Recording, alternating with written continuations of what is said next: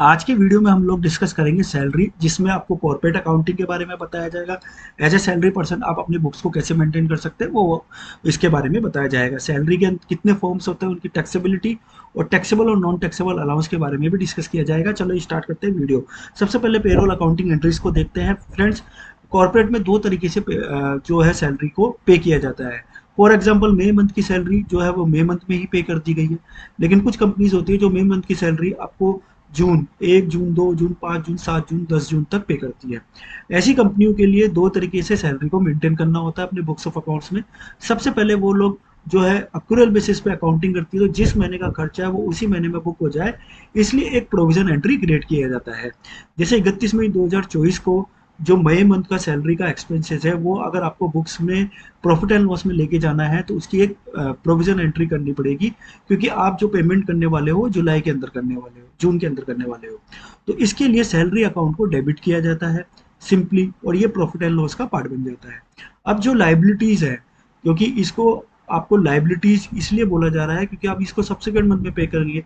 Subsequent month में पे करेंगे तो आपको इन सबको क्रेडिट करना होगा। अब यहाँ पर दो चीज ध्यान रखनी है कि ईएसआई और पीएफ का एम्प्लॉयर दोनों का कंट्रीब्यूशन होता है, लेकिन आपको जो लाइबिलिटी क्रिएट करनी है वो only and only employ contribution के लिए क्रिएट करनी है, क्योंकि ये जो सैलरी का प्रोविजन किया जा रहा है इसमें जो एम्प्लॉयर का कंट्रीब्यूशन है वो ऑलरेडी डिडक्ट किया हुआ है। फॉर एग्जाम्पल किसी पर्सन की सैलरी 1 लाख है और उसमें से एम्प्लॉयर का ईएसआई और एम्प्लॉयर का पीएफ डिडक्शन 3,000 है, तो यहाँ पर जो सैलरी का प्रोविजन किया जा रहा है वो 94,000 के अकॉर्डिंगली ही किया जा रहा है। इसी तरीके से प्रोफेशनल टैक्स पेबल, और अगर सैलरी पर टीडीएस डिडक्ट हो रहा है तो टीडीएस पेबल और सैलरी पेबल, फाइनली हम लोग सब लाइबिलिटी क्रिएट कर देंगे। 4 लाख रुपए जो मेरा है वो उस साल के उसी मंथ के पीएनएल में चला जाएगा, और ये मेरी लाइबिलिटी जो है वो नेक्स्ट मंथ में जब भी हम पे करेंगे तो नलीफाई हो जाएगी। अब यहाँ पर एक चीज और ध्यान देने वाली बात है कि इसके अंदर जो आप लाइबिलिटी आएगी उसकी 12 एंट्रीज होनी चाहिए, और ये खाता आपके फाइनेंशियल ईयर क्लोज होने के बाद बाद में ये सारे लेजर जो है नलीफाई हो जानी चाहिए, जीरो हो जानी चाहिए। अगर ऐसा नहीं है तो जरूर आपने पेमेंट तो कर दिया है, लेकिन कोई ऐसी एंट्री है जिसका आपने रिवर्सल इम्पैक्ट नहीं दिया है। अब बात कर लेते हैं पेमेंट एंट्री की। अगर हम only and only salary payable कर रहे हैं एक पर्टिकुलर डे पे, तो सैलरी जो है वो मेरा पेबल डेबिट हो जाएगा और एसबीआई बैंक मेरा जो क्रेडिट हो जाएगा, और ये दोनों आपस में नलीफाई हो जाएंगे सब्सिक्वेंट मंथ में।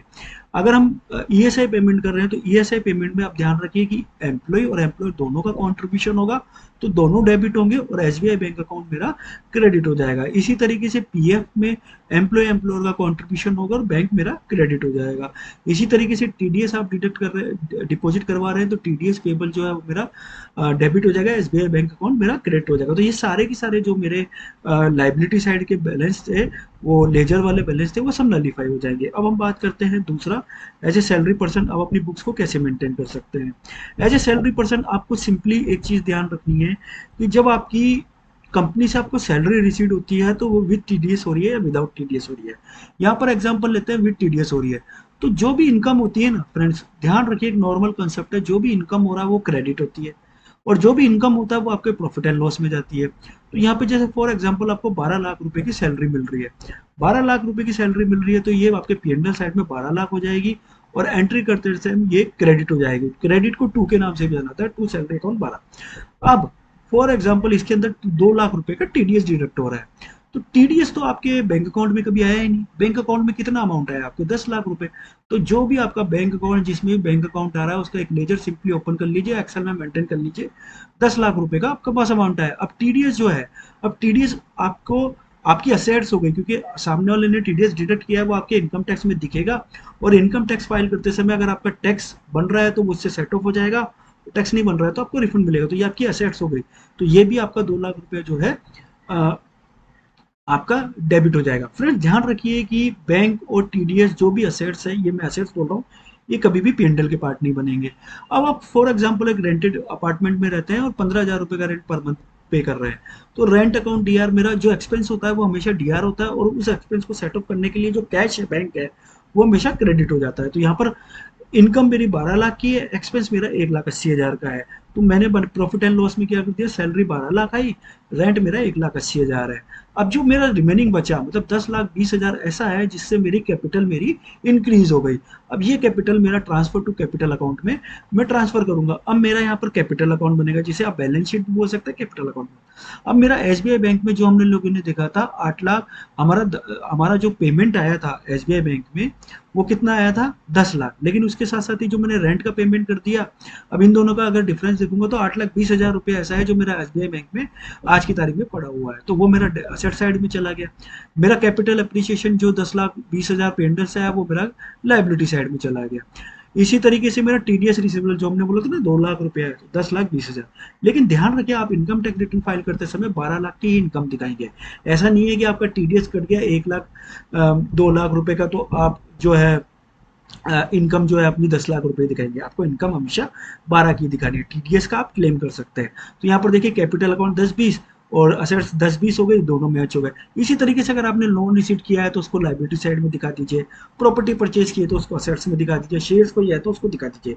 ये कैपिटल अकाउंट बनने से क्या है कि इन फ्यूचर अगर आपको कुछ रिक्वायरमेंट हुई किसी असेट्स की वैल्यू जानने के लिए या अपना कैपिटल देखने के लिए कि आपका कैपिटल कितना बना हुआ है, तो आप इससे इजीली देख सकते हैं। तो मेरे हिसाब से एक सैलरी पर्सन को भी जो है कैपिटल अकाउंट मेंटेन करना चाहिए। अब हम बात करते हैं सैलरी के फॉर्म्स की।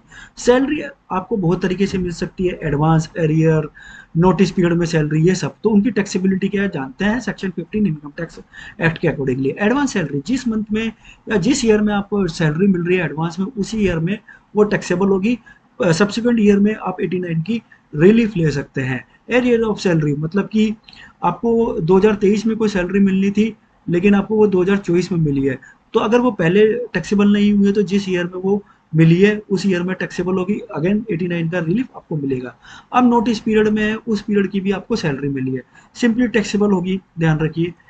सैलरी टू पार्टनर, ध्यान रखिए अगर आप पार्टनरशिप फर्म चला रहे हैं, उस पार्टनरशिप फर्म में आप अगर पार्टनर को जो सैलरी दे रहे हैं वो एज ए पार्टनर मेरे लिए सैलरी नहीं है, वो मेरे लिए बिजनेस एंड प्रोफेशन का गेन है और मेरे को उसी तरीके से उसको ट्रीट करना है। फीस या कमीशन अगर आप दे रहे हैं तो वो सैलरी का ही पार्ट होगा, इररेस्पेक्टिव कि आप उसको एडिशन या इन ल्यू ऑफ सैलरी पे कर रहे हैं।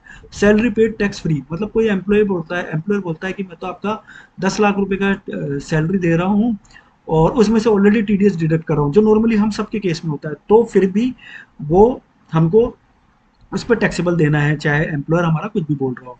अब आपकी 5 लाख रुपए की सैलरी आपके एम्प्लॉयर से लेनी थी, लेकिन आपने बोला कि 5 की जगह 3 ही दे तो 2 मैं छोड़ देता हूँ, लेकिन आपको 5 लाख रुपए पे ही टैक्स पे करना होगा। डेफर सैलरी मतलब कि अगर आप एम्प्लॉय के ऑप्शन पर आप डेफरल करते हो तो जिस भी जो भी पॉइंट ऑफ डेफरल है उसी पर आपको टैक्सेबल देना होगा। अब हम बात कर लेते हैं कुछ हमारे अलाउंसेस जो टैक्सेबल और नॉन टैक्सेबल होंगे।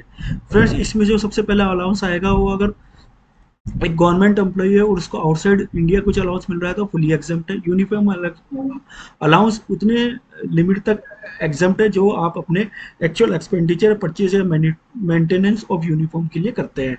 एकेडमिक, रिसर्च या ट्रेनिंग अलाउंस एग्जम्प्ट है।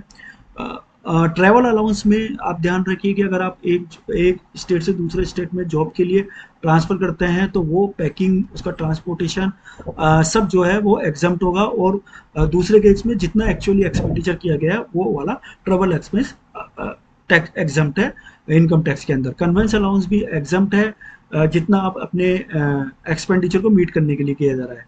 हेल्पर अलाउंस भी एग्जम्प्ट है जितना आप एक्सपेंडिचर को मीट करने के लिए जा रहा है। चिल्ड्रन अलाउंस, एजुकेशन अलाउंस 100 रुपये पर मंथ, मैक्सिमम 2 चिल्ड्रन, लंबे समय से चला रही है। हॉस्टल अलाउंस मैक्सिमम 300 रुपये per month, maximum 2 child. Allowance transportation अगर आप फिजिकली आप ट्रांसपोर्टेशन सिस्टम में तो 70% या 10,000 रुपये per month, which ever is lower. Transportation allowance ये मिलता है रेजिडेंस एंड ऑफिस के लिए 3200 रुपये पर मंथ जो कि डिसेबल पर्सन है। ट्राइबल एरिया अलाउंस 200 रुपये per month. DRNS allowance, over time, medical, city compensation, interim, servant, project, tiffin, warden, any other cash allowance सब टैक्सेबल होंगे। वीडियो अगर अच्छा लगा तो लाइक शेयर सब्सक्राइब करें।